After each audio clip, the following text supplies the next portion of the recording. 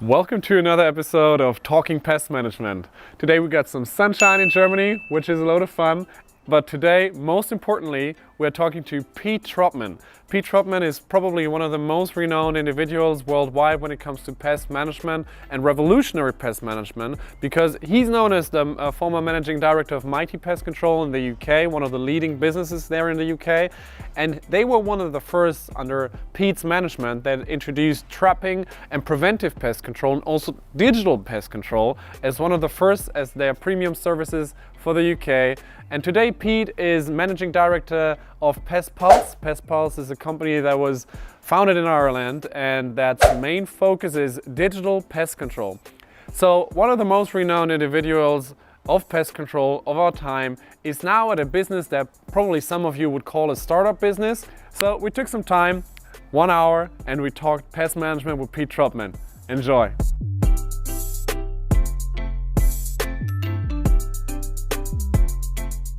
Hi Pete, welcome to Talking Pest Management. Glad to have you. Hi Daniel, yeah, great to be here. Good to catch up. Yeah, absolutely. Where are you sitting in a moment? I'm at home in my office, so since changing work, I can have the luxury of working here a couple of days a week and on the road for the rest, meeting clients and out in the field doing work. So a nice relaxed atmosphere for me now. Sounds good. So, Pete, I know a lot of people know you as formerly, for many, many years, managing director of Mitie Pest Control. I think the third largest business after a Rent-A-Kill and Ecolab in the UK, if I'm not mistaken. Yeah. So it was, yeah, when I left, absolutely. Yeah. But not so many people know about your humble past and the beginnings. And I would love if you take a minute and just introduce yourself and how it all started, because it's always a fun story how people end up in pest control. Yeah, sure. Well, I suppose I was born in the industry because my father was in a pest controller before me. So it was just me and my dad started off catching rats in the Cotswold Hill farms. And in those days, very, very different. I used to go and get the grain from the farmer. I used to put it between two stones, roll it myself for rolled oats and rolled barley. Mix that with the warfarin powder, put cooking oil in it. And we used to go out there with our dogs, catch rats with dogs and put warfarin down. And that was pest control when I started off. So been in the industry since I was about 13, really, when I started with my father. And so this is my 37th year as a pest control person. So, yeah. And I think from there, you know, we started off to grow a regional company, and then I put a plan in to go national. So we got some finance, got some debt rather, expanded to go national, rolled that out, became recognised as Eagle Pest Control, being the third largest in the UK. But that was still only turning over in the low millions. And then I suppose I saw the market change really, and so a lot of the corporate buyers buying bundled services rather than standalone pest control. So it's really retract from a national business to a more profitable regional business, or jump in bed with one of the big boys. And Mitie was the chosen partner at that particular stage. They're going great guns, so they acquired our share capital in 2003, and didn't really look back, never regretted that, selling the business through to them. They were a great company to work for up into the last few years, and then it was a little bit more difficult to work with them until my departure about a year ago. Okay. How many years have you worked at Eagle within the old family business and built it up? And how many years did you spend at Mitie, roughly? Yeah, so I suppose my first 20 years were really with what used to be called Gloucestershire Pest Control and then Eagle, growing that business. And then in 2003, went over to Mitie, but we were still branded as Eagle until 2006. So really, just over 20 years as a smaller business, and then 10 plus years as a more larger corporate. And you're known in the industry. I remember the first articles I've read about Mitie in Pest magazine was that Mitie was one of the first companies in the UK stepping back from rodenticides, if I remember correctly, or not 100% obviously, But your main strategy was to engage with IPM, to use more traps and all of that nature. I think one of the successful things you did at Mitie is elaborating a business that is focusing on proofing works, etc. So maybe you want to talk a little bit about that. Yeah, sure. Certainly, I'm not anti-rodenticide. It has a place to play in the marketplace, but it's a tool with diminishing effectiveness, both from chemical resistance, behavioural resistance, label directions. Yeah. And many years ago, I saw the writing on the wall that really blanket baiting, heavy use of rodenticide was not a sustainable future for many pest control companies. So we really took the theory of IPM that a lot of people have been talking about but not practicing, and just put it into practice. And it was really simple, that actually clients, you couldn't rely on this as a sustainable method of pest control going forward. And you've got to do something else about it. So what can you do? You know, you can make your buildings less effective to less susceptible to pest ingress. And when they do ingress, then let's find a real quick, clean, easy method to control, butcher's trapping. If those two items couldn't control activity by themselves, then you'll support that with rodenticide. But it wasn't your first thing that you got out your service bag. It was one of your last things. IPM pyramid, right? Like last resort. Yeah, sure. Mm-hmm. Yeah, sure. You know, do all the basic good stuff first of all. Get your housekeeping in order. And I think, you know, you had a lot of education with the clients along those lines, because they were used to pest controllers coming in, applying cheap rodenticides around everywhere at a relatively low price and getting an okayish result from it. But as those results started to fail, then they had to look for the alternative. And I think, you know, the IPM that had been about for some time, putting that in place was just the sensible thing to do. Yeah. And I think also, I mean, a lot of people watching are like 1, 2, 3 man bands, as you call it in the UK, I think. And they're really interested in building the business or, you know, growing the business.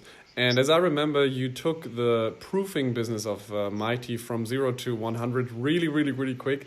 So what was your strategy there? What was your upsell strategy or your cross-sell? How did you do that?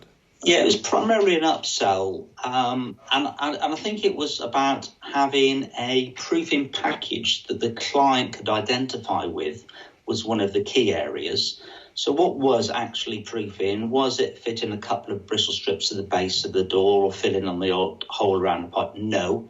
That isn't proofing to me. It's about the full survey, understanding the building structure, putting in a proper reporting system that was heavily reliant on photographs, finding the right proofing materials, and then applying those in a way that was aesthetically pleasing to the client.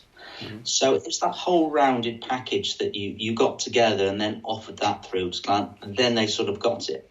Mm-hmm. But if you add that with some case study and some results, so we worked with a client with over 1,600 UK outlets. Mm-hmm. And that client was really focused on pest control as a risk, really engaged. And they came to me with some frustration that you'd cure one particular site for a while. You could get reinfestation back in, and throughout their portfolio, they can never get it below a certain level of activity. So then we brought in proofing along 2 lines. One was you had a problem site, let's bring in that proofing survey and that proofing team to do the work, as well as on every one of their refurbs, we would engage a surveyor to go in and work with the building contractor. Good. To ensure that building contractor left the state in a pest-proof standard.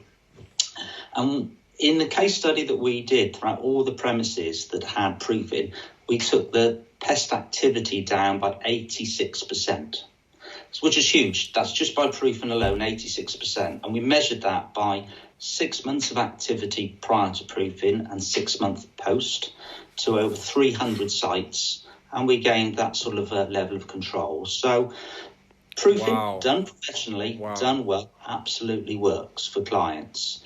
Add that in with trapping method. And that means that effectively rodenticide reduced by up to about 90%. So we didn't start out with a figure of 90%, but the effect of proofing and trapping, it reduced the use of toxins down by that level. Wow. That's really impressive, these figures. Is that a case study that I know I'm going to get a lot of messages? Can you share that case study? Is that somewhere available? Or is that something you did in Mitie probably that's owned by Mitie, right? That's something that I did in Mitie. That's right. There are a number of case studies along those particular lines. It's just that one proves the case with a large Beautiful. national. Yeah, absolutely. In the other Talking Pest Management I had with Raja from Sri Lanka, Raja also shared a study from the University of Nebraska, I think, that also proved that 90%, so very close to your 86%, of all pest control should be done through proofing, works, and hygiene, and only 10% on control. So it really is very matchy with what you just stated. Super. I think, for me as a born in Germany, living in Germany, but traveling around the world, we perceive the UK as a super innovative market. I mean, there's a lot of companies popping out, calling super proof, pest proof, and all of that. So people really focusing 100%, I want to say, or at this, let's say 90% of their business services focusing on proofing works, which I admire that. I mean, the UK is so innovative. You guys have, I think, a huge base of small pest control industries that are bringing new ideas to the market, right?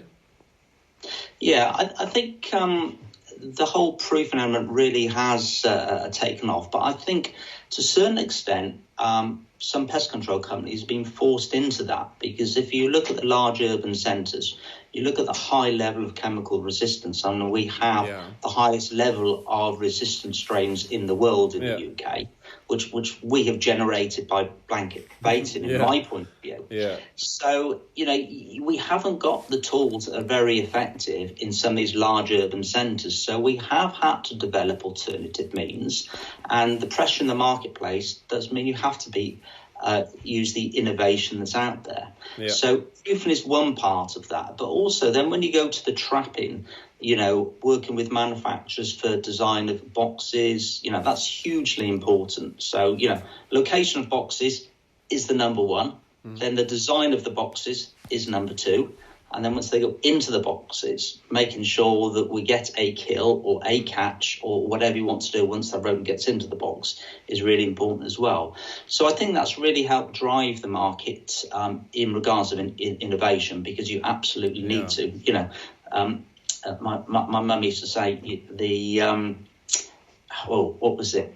Innovation and necessity. If you really need to do something, then you innovate. Correct. Yeah. This is exactly the reason why, that we also have a service business based in Germany. That's why a lot of the products we make are originated at that service business, because we have a need.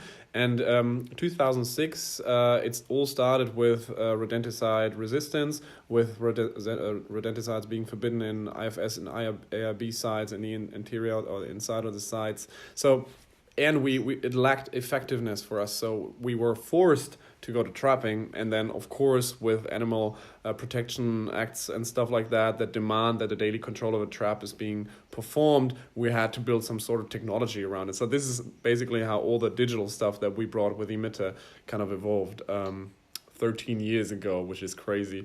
But yeah, I totally agree with your mom. So greetings. I couldn't agree more. And now jumping towards, I remember when we met like 6 years ago or something, even more probably, the very first time we talked about trapping and trapping methods and boxes and all of that nature, but also about digital sensors and pest control that you brought to Mitie as well.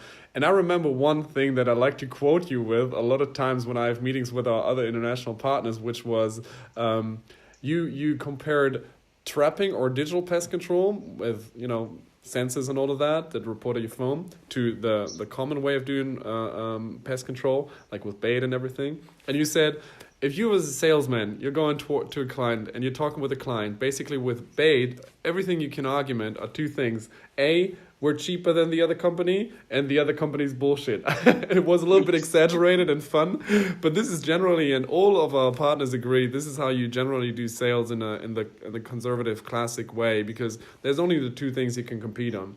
Which, when you differentiate and then add another service like digital pest control, as you put it, you have something completely new. So how was that when you first started with trapping and digital trapping? How was your experiences with client talks and all of that? Yeah, I think there's quite a few elements to that. I think when we look at the traps themselves, then because the cost per trap is high, you've got to make sure that each trap is utilised very well. So that's when we brought into funneling techniques to drive rodents into the traps. So that's first thing, was very useful.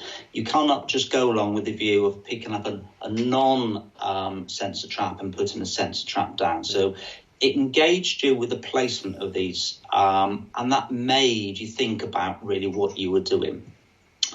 The second thing is then looking at a technician, what he has to put up with every day. And I was a technician arguably for about 18, 19 years. I did a couple of years foot technician in London with a bag, been around farms, done city pest control, done all sorts. So I always put my place in the shoes of a technician. And one of the worst things that he or she has to do is open boxes and date them. Yeah, that kills a technicians every day. So go around needlessly open boxes. So if you put that sensor in there and you live in a more digital world, you take away that necessity. So firstly, you've got a placement of bait boxes more accurate. Secondly, you've got not opening them to mindlessly date them. And that really focuses a technician's mindset on curing a problem or advising a client rather than going from bait box to bait box. You know, we all know the term bait box daters, and we've generated hundreds of people that do that via their training. And just another little case study, because I think this brings it home far more, is that we had a site with almost 600 bait stations and traps in North London. A very difficult site to control. And we took out most of those, and we put in around about 80 digital traps. Yeah. What that did was that took the service time down by the technician from a whole sort of day and a half down to half a day. But more importantly, over the trial period of 3 months, we took the level of sightings down again by about 80%. And the traps were slightly more successful, that's absolutely true. But the real difference it made was it engaged that technician's time with working with a site for proper IPM rather than spend all of his time dating boxes. Exactly. So I think there's so many advantages with sensor boxes and saving the technician's time, so you can apply it in a more productive way. I think this is one of the key points when it comes to digital pest control, right? Because a lot of people, if we try to, as you said, put yourself in the position of a technician, a lot of technicians probably have a fear to being replaced with a digital box, which is obviously not at all the case. What we're trying to do, I think, very like-minded when it comes to that, I think, with digital pest control service is making our service more professional, which means currently a CEO of a befriended company said, my 11-year-old daughter can do the bait jockey, bait box dating kind of thing, which was very controversial, but in the end, he's kind of right. And we're pest control professionals, trained professionals. We know everything about proofing, about all the different rodenticides and biocides and how to treat different species and all of that. But we're doing nothing but opening and closing boxes. So this is our big mission, to reduce that and to replace the box opening process with digital products, and to make the pest control service technician kind of to transform it into a professional consultant of quality management, site management, the CEO of the small shop that or a company that he's dealing with, and giving him time to go on his knees and use the torch and, move pallets away, do proofing works and all of that nature because at the end this will be the better service. This is just giving time to making the service overall better, which is, I think, a huge differentiation and improvement to our industry. In contrast to what some people fear, it'll take their jobs. Right. Yeah, it's definitely not going to take the jobs. I mean, certainly rodent control is becoming a more, you require a high level of skill set to be good at rodent control these days than you did 10 years ago. And I think if you look at the marketplace, there's pretty much a glass ceiling on the price that a lot of certainly enterprise clients, corporate customers want to pay. And that isn't budging very much because all the big players are playing for that particular work, and you always get a new boy come in that bids for that work at the price that the client wants. Yeah. So realistically, we're not going to shift that glass ceiling that much. It's moving a little bit. So you've got a higher cost in regards to transport. I'm not particularly talking about fuel costs or vehicle costs, but in congestion. It takes always longer to get from A to B. Yeah, that's never going to go away. It's only going to get worse. We've got an increasing cost with our labour charge. Generally, pest controllers are underpaid compared to a similar skill set in another industry. Mm-hmm. And we're competing for that skill set now. So we have to increase what we're paying for our pest control technicians. And deservedly so, they all deserve, well, most of them deserve a higher wage. So you've got the price here, and you've got an increased cost in regards to congestion. You've got an increased cost in regards of labour, yeah? Therefore, you have got less or no profit margin. So you're faced with two things. You either don't deliver what you say you're going to deliver, to get that profit margin. Is that good? No, it's not good for our industry. Or, you're such small time on site that you try and squeeze that profit margin and you don't do a very good job. But one of the ways that you can look at that is by digital pest control. You generally can take out around about 30% of visits. You take out about 90% of rodenticides and you replace those with some capital costs, but they're soon repaid with your labour savings you make. And then you've certainly got a situation that's sustainable for the client and that drives great pest control because the technician can do a great job on site.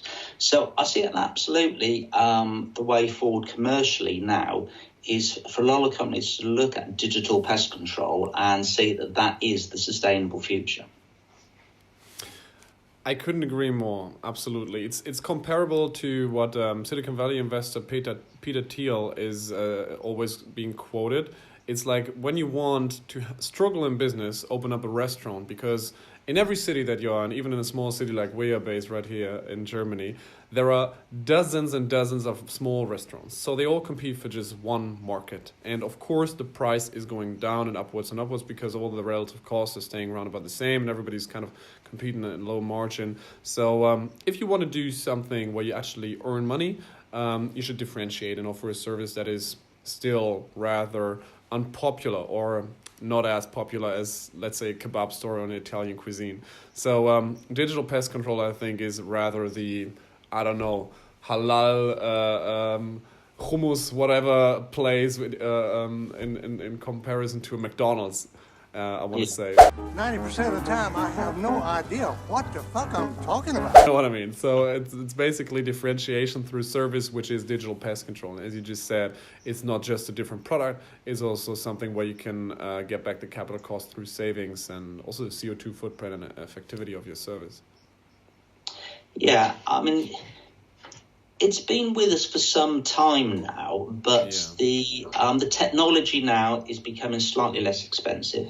It's becoming slightly more user-friendly. Yes. So it doesn't take a huge amount of extra skill set to set up, but it does take some extra skill set to set up. So that means it's suited for some companies, those that are slightly more agile, that are slightly more in tune with technology. So it is suited to that type of company more than others. Yeah. But whereas previously the costs were very prohibitive, those are starting to get now where that labour saving has almost been balanced out by the extra capital costs. But some companies certainly don't want to dip their toe in that digital field with that technology. They're still very reliant on the old ways. And I think there'll still be a place for those, But that is coming down and down now in regards of the size of the market for that type of company. And you see the more agile, disruptive type companies coming into the marketplace now, where clients can see this. And I think now the price for those products is becoming reasonable in the marketplace. There's a much bigger opening. This is, I think, our next chapter, big kind of segment I want to talk about, which is disruption.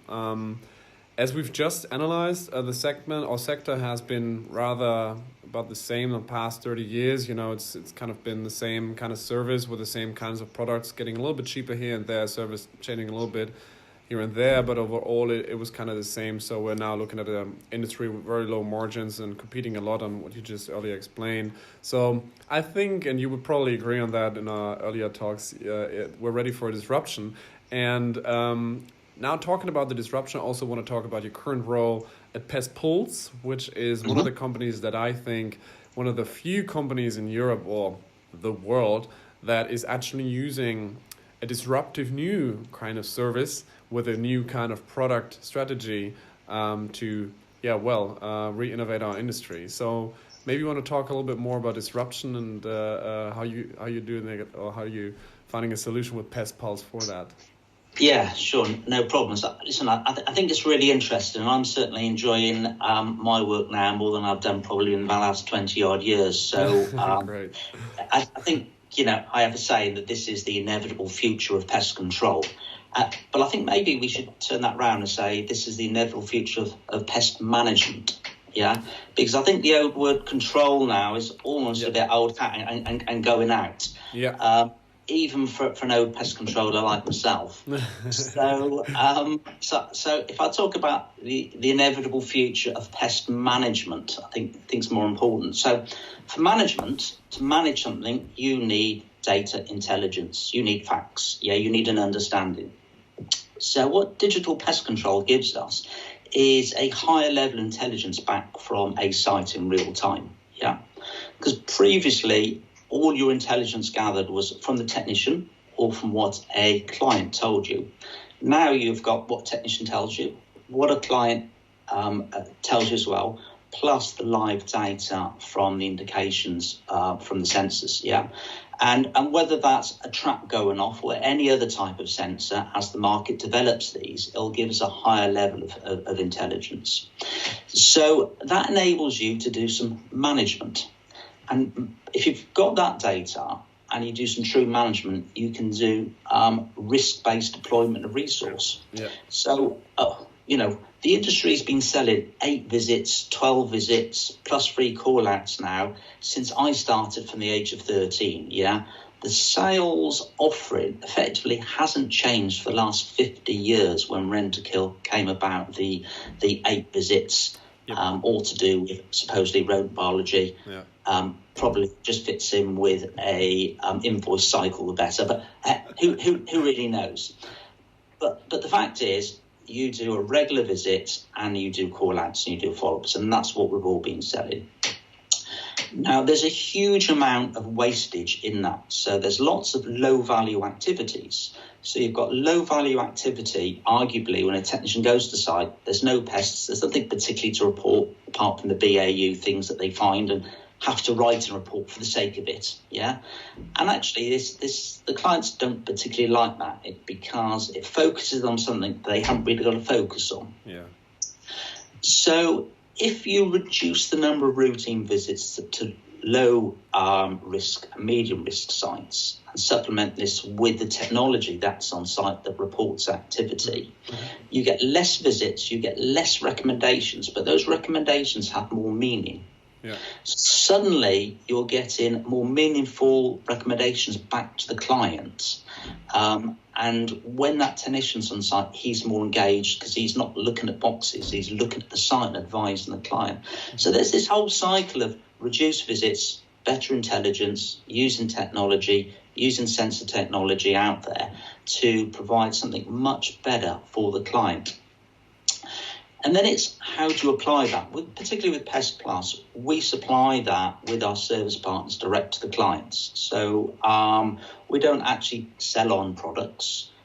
we actually work with our supply partners to deliver services to the end client. So we act as account managers for them. We act as your technical advisor. We help them specify the type of pest control they need. We have algorithms that do dynamic risk assessments. So there's this dynamic flow of applying the right resource to the right particular site with our local service partners. And that means they get usually a qualified technician that is long served with the company, who cares about their work, backed by the intelligence technology, backed by the fact that he's there when he needs to be there, rather than because somebody sold a contract for 12 visits per year and he's got to go and tick the box. So I think that disrupts the conventional way that pest control is being sold. I think it's absolutely the right thing for the client. It saves a huge amount of CO2 footprint. If you're going to reduce your visits by 30%, you're going to reduce your carbon footprint by 30%. Pretty much the same. Yeah, all right.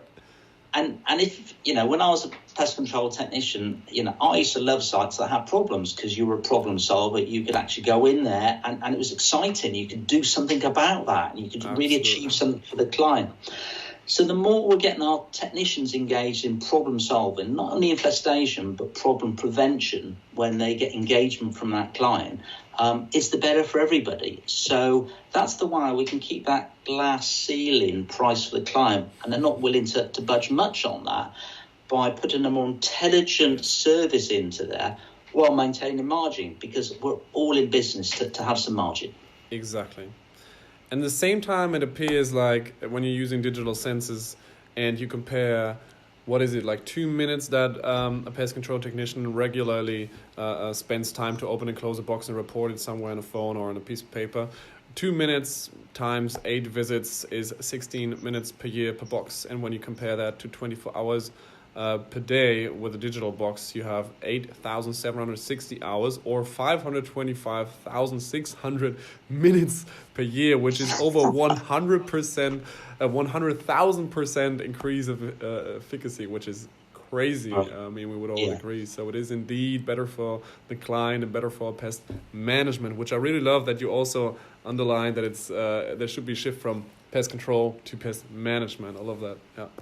Yeah, and the 24/7 monitoring is definitely an advantage, and I think one thing we haven't talked about, which is probably the most important thing, is risk reduction for the client. Yeah, because that's what it delivers at the end of the day is a lower risk profile for the client, because that's what we should be out there pitching and selling, is we want to reduce your risk, client. If you look at the sentencing guidance now, starting off at £500,000 fine and then going upwards or downwards from that in the UK. Yeah. And we've seen some fairly hefty fines put up, but it's not only the value of the fine. You can almost double that with the legal input and the cost of brand identity. Absolutely, it's not even measurable. Yeah. Yeah, so I think it's all about risk reduction. So how do we actually reduce the risk for the clients from day one?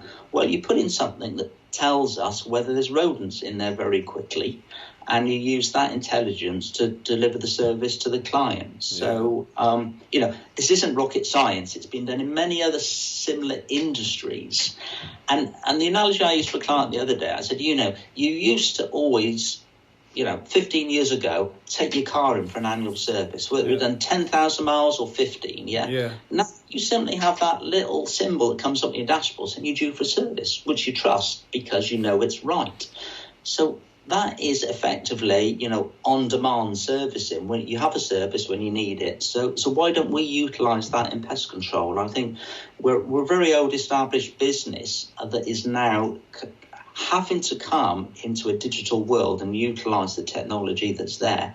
And it's those companies that do that relatively quickly will probably find they have a bigger advantage in the marketplace. And it's probably happening really quickly. I'm sure that we're going to do another video like that in 5 years or even 3 years, and we're going to look back to 2019. And I think our sector is really conservative when it comes to adapting to new possibilities, kind of more preserving the old way we are earning money with and staying under the glass ceiling, basically. But I think in 3 to 5 years, we're now at a time, as you said, where technology is getting more low price and better, more feasible. Companies are getting their head around to implement it in their service. I think this is a time that our industry, even in 20, 30 years from today, they're going to look back and say, this was a time when the industry changed. Or what do you think? Yeah, I think we have no choice but to change because of the drivers that we're faced with, and that is lack of efficacy with rodenticides, greater restriction, and higher client demand on rodent control. And I know pest management is not just about rodent control, but primarily, over certainly 60% of most pest companies' time is engaged in rodent control. Still, So that is still our biggest driver, and without a doubt, it's our clients' biggest risk. If you talk to the caterer in the food industry, they live in fear of two things: allergens and pest control. That's the only two things that are going to close their place tomorrow. Amen. Yeah. So, and that's the bit I think, that's how we've got to talk to them and refer to them, that this is the bit that's going to close your premise down if you get around it. So address it in a professional way. Exactly. Yeah, couldn't agree more. And I think that in very near future, we're not only talking about sensors for rodent control, but there's going to be already existing sensors for bed bug traps, for cockroach traps, for moth traps, for electronic fly killers. It's not that if there wouldn't be something in the back of our hands that we have that would be coming in the next couple of years that is going towards that direction. So I think the future is definitely going to be a pest manager sitting in the front, like Bloomberg London City Trader in front of all these screens. That's going to be like a pest controller. And if you add that up, if you are a mid-sized business with let's say 10 technicians and you have 1.5 to 2,000 sites that you're servicing, in each site you have like 20 traps, from a mouse trap to a rat trap to a moth trap. Let's say we're talking about 20 to 30,000 traps that a company has. And if you multiply these 20,000 traps with 365 days, because every day you will get an information on the trap, it's a lot of data. And in the near future, that's definitely going to be captured by photographs or videos in some sort of way. And there's going to be artificial intelligence, it's like sorting out things. And I think that in the near future, there's going to be pest control sitting in front of many, many screens and sorting out all the bits that the technology kind of selected for him, with an image of, let's say, the species, Rattus norvegicus or whatever. So he can sort things, and instead of being a pest controller, he can then proactively call the client and tell him, tomorrow, 2 p.m., our technician, Bob, is going to be there and solve your moth problem in your building number B7 or whatnot. So it's going to be very proactive, very on point, and in collaboration with the site management, instead of, as you said earlier, just selling a service and then eventually even not making the 8 visits you sold, etc. Yeah, and I think one of the things that we're certainly working on in PestPulse is that intelligence comes into us, and then we design a solution back to the client. Mm-hmm. Because if you alert the client directly that trap's gone off, effectively you'll say, client, here's a problem. And then he gets anxious about that particular problem. Yeah. What do I do with it? Who do I call? Is the pest control company going to come along? If you that goes into effectively a triage, and you look into the history of the pest activity on that site, you know where that trap is. You look at any outstanding proofing recommendations. You look at a history of hygiene recommendation. You can start to engage with that client in a way to say, not only is Bob coming along tomorrow at 2 to solve that particular problem, but are you aware of X, Y, and Z? So you start to do that whole management element of managing that problem. And that engages the client with it. And you may have to escalate that if it's a large enterprise client to a regional manager or somebody like that to say that. But rather than just sending Bob along and Bob does his normal reporting and say the hygiene's not good, the back door's left open again, there's a huge gap underneath the front door, and they've still left all the goods out. You can start to actually preempt that and engage with the client. So I see that as an important step forward going with our clients as well, that we can engage the site with that management program. Yeah. And that's, I think, certainly in retail, that's what a lot of clients have been driving for some time now. I worked with one of the large food retailers for 16 years, and it was all about engagement. That's the word that they sort of overused on purpose to say it's not about just sending somebody along to do their bit. It's about getting engagement so we understand what to do as a management team and us supporting that activity. So it's all going to go along that particular lines, because we cannot just put rodenticide down to kill rodents anymore. It simply isn't that effective. Mm-hmm. And I still have one funny thought. I love to remember when we, I think it was 2014 or somewhere, when we installed, our digital products at Mitie, and we've been at one site, and I remember you being more curious and hands-on as all of your technicians, to all the viewers that are looking and watching Pete being the CEO that he is. He's the most hands-on CEO I've ever seen. I remember you being on your knees and crawling underneath every little shelf that we had there. And, you remember we got all the old traps out there, all the old boxes that were out of there, and installed something with a funneling technique and all that nature. So it was you were really inquisitive when it comes to finding out new processes of how to implement, just make things better. I think that's something we have in common, just curiosity and the willingness to make it better. Yeah, I was on a site on Friday, and down in a basement area, and had a mouse activity. So I was looking at box design. So we had a number of run-through traps, large open size, large open ends, long box, and we'd put those around, and I'd put 7 of the small boxes with bait in around there, and I'd caught a mouse in the run through, and not one mouse had been in any of the other 7 boxes. So positioning, box design, get a rodent going into there, get a trap going off, tell us where it is absolutely the answer. I've got a photograph of just boxes that are useless and boxes that have a real value to them, and so it's all about getting that best tool in the right place to get the best value out of it is really key. So yes, I still do get down on my hands and knees, and I still do love getting into sites and curing problems.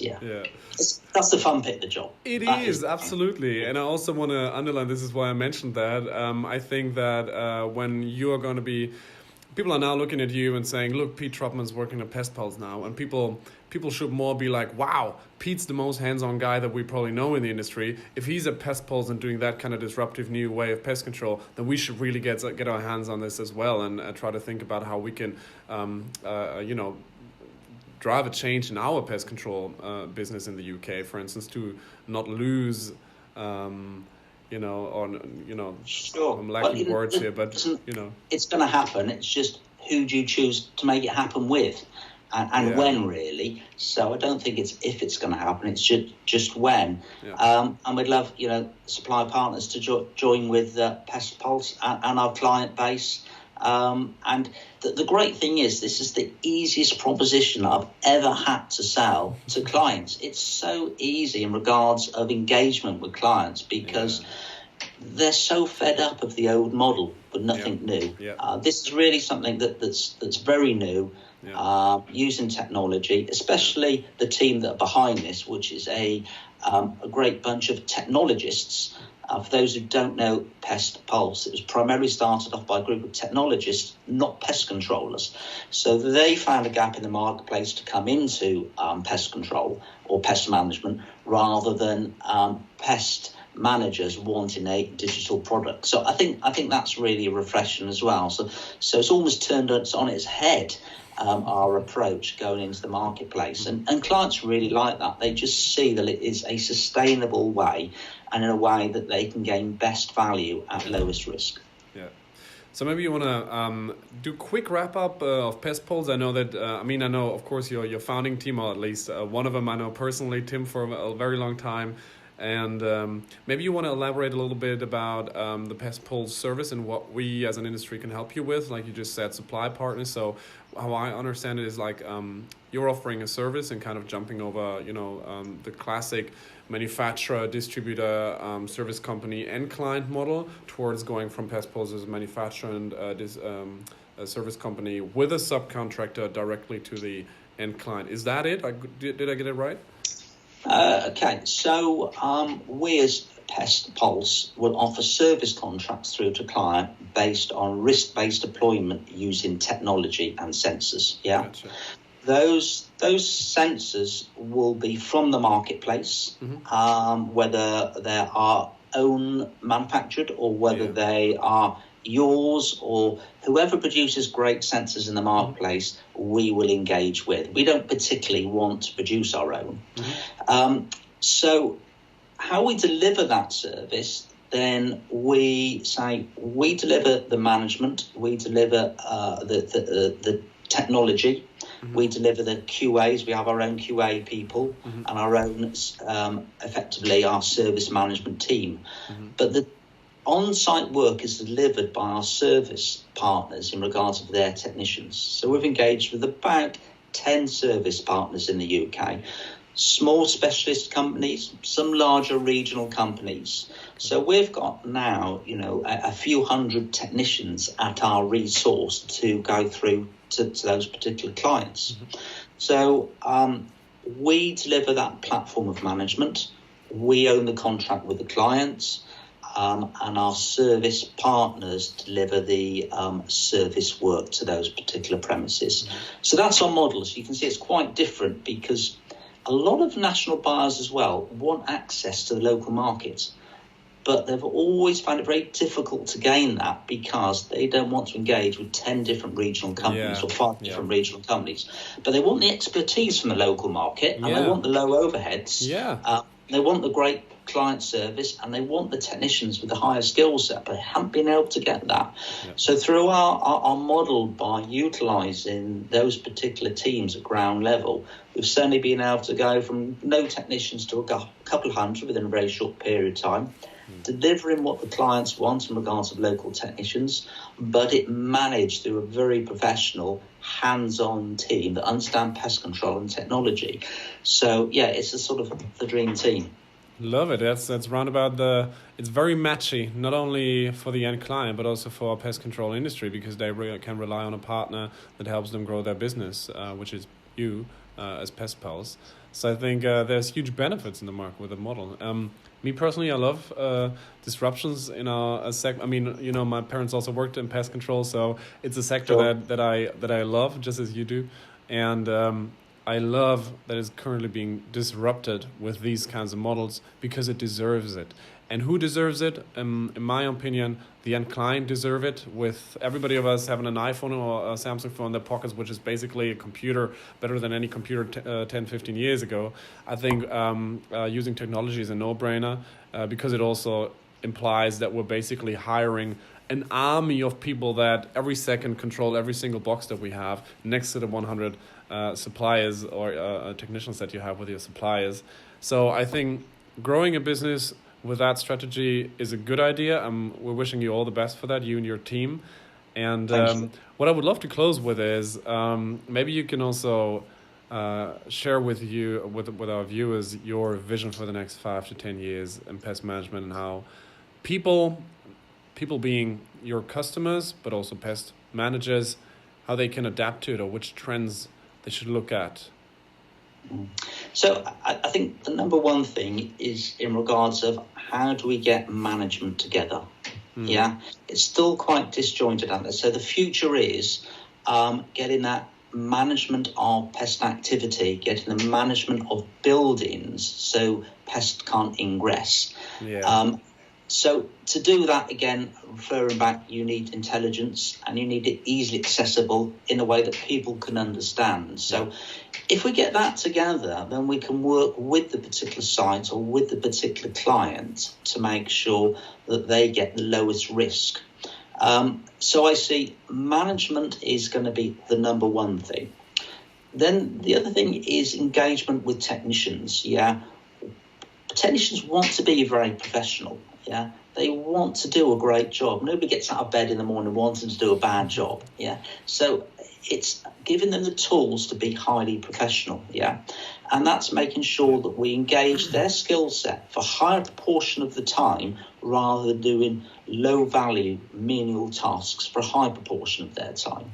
So I think the future is two things: getting that management with the clients together and getting a higher skill set for technicians, or allowing the technicians to apply the higher skill set they've got for a greater period of time. So that, I think, is the vision for the future for me, and that's what I'm enthusiastic about. Say, being a technician for so many years, I really do stand in the shoes that they tread every day, and hope that we can improve their future. How do, if we're looking at pest managers that are now looking at all the big words we're talking here about digitization and new services and disruption, and being a little bit scared about that, what would be your advice? What would be the easiest approach for somebody that is curious to grow their business towards a new direction of, let's say, digitization or whatever it is? How should they start? What would be? How did you do it at Mitie or at Eagle? What was your? I mean, it's basically a rhetorical question, because I know what you're saying is you just bought one or two of the product and started working with it your own, right? I mean, hands-on, but the CEO and not giving it to some sort of technical head or or what would you say? Yeah, I think that understanding of the product, you've got to take some bit of time to understand the product. It doesn't take a lot, but you've got to put your hands on it. You've got to go and put it into a site, make sure it works. So use a few trial sites to begin with, and that gives you then comfort being familiar with it, and then you get some faith with it. And then you can see how much that fits into your portfolio of clients. You will have some clients that really aren't ready for that yet and don't want that and will fight against it actively, and that's the wrong place to be with the clients. So it's about getting that product, understanding it, and applying it into a select number of your portfolio. So that would be my first approach, and then starting to understand in your business strategy what part it has to play, and building that into your 5-year business plan. And whether your 5-year business plan, if you're a small business, isn't just in your head, or whether it's more formally down in larger businesses where you have to produce a written business plan. But either way, keep it at the forefront of your mind, the part that digital pest management has to play, because unless you start to engage with that, you will lose a significant market share. And you won't lose all your market share to begin with, but you lose a significant amount in the next 5 years. So small steps at a time, but be hands-on. If you're a business owner, I don't think the right thing to do is pass it on to your technical department and just get feedback from them. I would say grab it, use it, take it down your local farm and apply it like I used to. Take it into shops and do it. Take it to your clients. Just talk to them with your clients about it. Put it on their desk at review meetings. Give it to them for free, like for a month trial phase, whatever. Just gather experience, right? And also my advice would be don't buy the product with the best marketing. Buy 1, 2, 3, 4 of a kind, and let them work against each other. Because in the end, it's a product. And if it makes you drive to Birmingham a couple of hours to check a site which reported to you that there's a huge rodent infestation, you open the boxes or false alerts, then it's the last time you use that product. So in the end, also not looking at just 5 to 10 traps, but looking at scaling the thing to, I don't know, let's say 10, 20 thousands of traps in future, moth, insect, rodent, etc., false alerts is a huge thing to deal with. You don't want to have false alerts issues when you grew your business. So, certainly, you've got to be very careful of the type of technology that you buy to make sure it's work, it's proven, and two, about false alerts, because you will lose faith in the product if A, it doesn't work, and B, it's calling you out all the time and there's no rodent activity. So you've got to be really careful about those two elements. And therefore, if you find your technology that tells you A, is the trap armed, B, has it gone off and reported correctly it's gone off, but there's no rodent in there, or there's a rodent in there, again, that's really key. And then it's down to working with them, understanding where you're going to put them so they're not kicked, guarding them and making sure that they're in exactly the right areas. But, most pest controls will get that after a while, but don't go in there with the view that you're going to pick up one black plastic box and put down a digital black plastic box. Exactly. Don't go into that mindset. Yeah. Don't go into it. Yeah. I think you used the term you needed to stick to get rodents into the old classic boxes with the very tiny openings, right? Yeah. You almost got to entice them and poke them in there with a stick. That's right. Yeah. So the amount of behavioural resistance of going into small boxes in some of the urban centres is quite high at the moment in what I find going into the field still.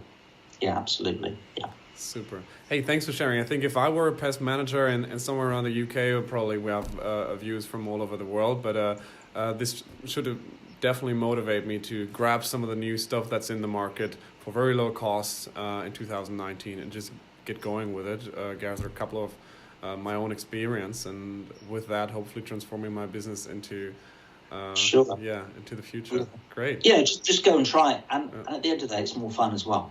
So and it's less of a drag. So go and have a bit more fun with it. I can give you some great examples where we've just called out exactly. We walk into a site, we know where the pest activity is. You haven't got to go and inspect the other 10 traps that are on site. You're really focused, and it just makes life much better.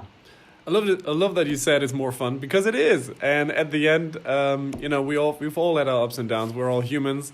We fail and we stand up again, and we keep on rambling on and fighting. And at the end of the life, at the end of the day, it's a lot about the fun that we also have in the 8 to 10 hours that we work every day. And at least for me, that's definitely important, not also to reducing our, with me being still Generation Y, also doing something good for the environment and maybe keeping the toxins down that we use, but also having fun. I think that needs to be your balance in life. That should be quite positive on the fun side. Yeah. Very good closing. Smiling. Yeah. Trying to. Pete, thank you for the interview. Loved it. Okay. Thank you for that. Thanks for your time. Speak again soon. Cheers. Yeah. Bye. All right, thank you guys for watching. It was a pleasure. I think the interview with Pete was awesome. A lot of great insights, as always, from Pete. Inspiring, also something to take away, not only for big businesses, but also for small startups and people that are just interested in green, innovative and digital pest control, or digitization as a service as a whole. If you like the video, please leave us a like, so we'll make more videos like these. Also comment if you agree or disagree with Pete's or my statements, and make sure to subscribe our channel and hit the bell icon so you don't miss any of the videos that we post in the near future.